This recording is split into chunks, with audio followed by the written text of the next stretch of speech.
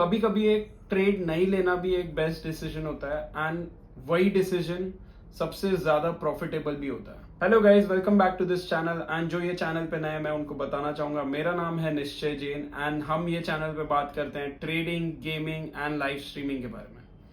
तो जब जब मैंने ट्रेड लेता हूं तब मेरे कुछ सेट ऑफ रूल्स होते हैं जो मेरे दिमाग में क्लियर होते हैं, तब मैं ट्रेड एंटर करता हूं। But recently I met a guy and उसने मुझे पूछा कि सर, मुझे ये तो पता है कि ट्रेड लेना कब है, मुझे ये भी पता है ट्रेड को एग्जिट कब करना है, बट मुझे ये नहीं पता कि कब ट्रेड नहीं लेना चाहिए। What is the worst time to not enter the market.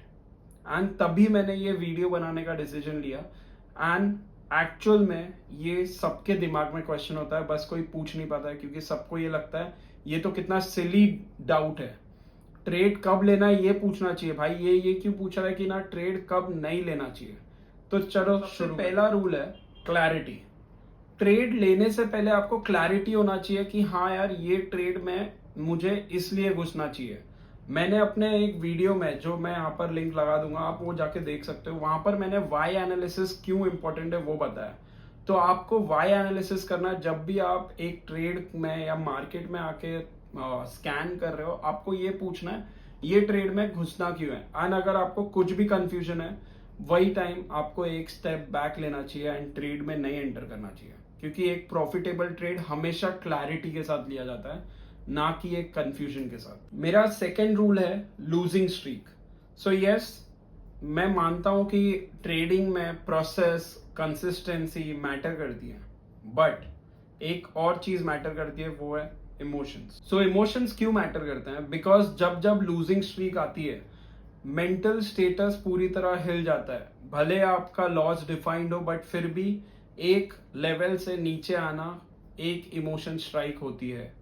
तो वैसे ही वही टाइम पे जब तक मुझे रीजन नहीं पता होता कि मेरा ये लॉस क्यों हुआ या मार्केट एग्जैक्टली क्यों मेरा स्टॉप लॉस लिया, जब अगर समझो मुझे ट्रेडिंग के सेम ड्रीम मेरे को समझ गया कि हाँ यार, ये रीजन की वजह से मेरा लॉस हुआ है, तो मुझे कोई प्रॉब्लम नहीं है। अगर मेरे पास हर एक लॉस का, हर एक स्टॉप लॉस का एक रीजन अवेलेबल है, तो मुझे कोई प्रॉब्लम नहीं है एक दूसरे ट्रेड में एंटर करने के लिए। बट अगर वो रीजन थोड़ा सा भी क्लियर नहीं होता है, पहले मैं वो रीजन ढूंढता हूं, क्योंकि वो रीजन जब तक क्लियर नहीं होगा, सेकेंड ट्रेड में डर लगेगा, बहुत ज्यादा पैनिक सिचुएशन होगा, थोड़ा भी मार्केट अपने अगेंस्ट जाएगा, ऐसा लगेगा शायद ये भी स्टॉप लॉस है।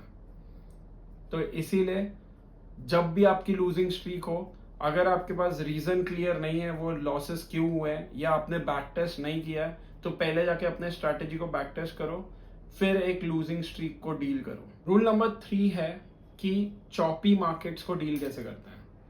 तो चॉपी मार्केट्स बेसिकली बहुत ज्यादा मैं बोलूंगा कि डिल्यूजनल थिंग है, क्योंकि कैसा है कि कोई कोई होता है जो होता है स्कैल्पर। मैं स्कैल्पिंग भी करता हूँ एंड लॉन्ग टर्म पोजीशंस भी होल्ड करता हूँ, स्विंग ट्रेड भी करता हूँ बेसिकली। तो आप बोल सकते हो जब मैं स्टार्टिंग में मार्केट में आया था, मैं स्कैल्पर नहीं था। With time, over the time, markets के साथ डील करते करते, ऐसे ही चॉपी मार्केट सिचुएशंस के साथ डील करते करते, मुझे ये समझा कि हाँ, मुझे इसको ऐसे डील करना है, एंड दैट इज व्हेन मैं एक स्कैल्पर भी एंड एक स्विंग ट्रेडर बना।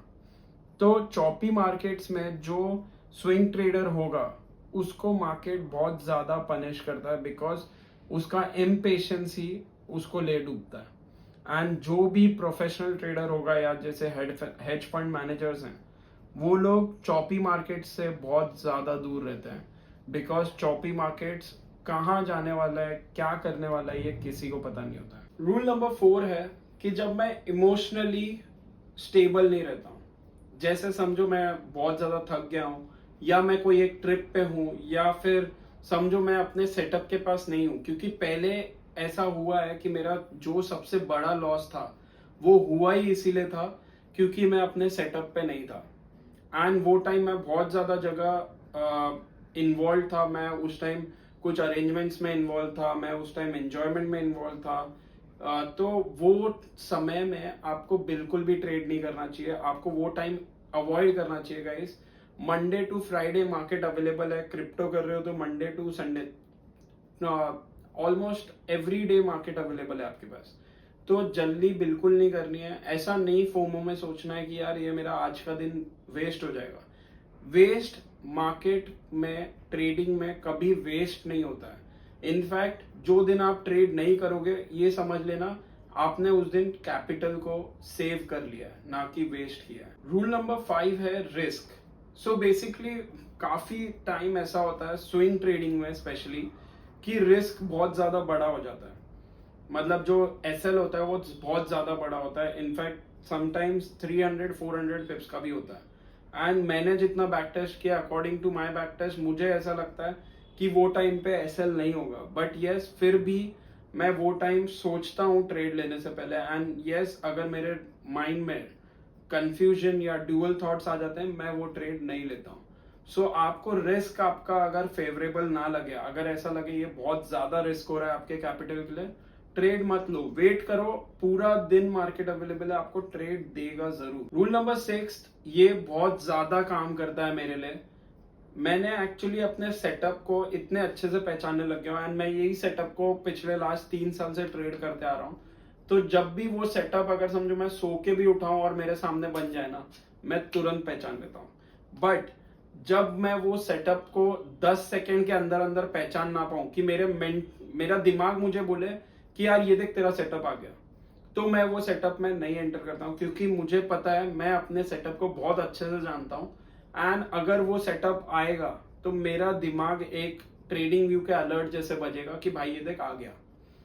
एंड अगर वो कंडीशन आती है तभी मैं ट्रेड लेता हूँ, और एल्स मैं अवॉइड करता हूँ। सो गाइस, फाइनली मैं आपको यही बोलना चाहूंगा, trade less, trade quality, trade with the right plan.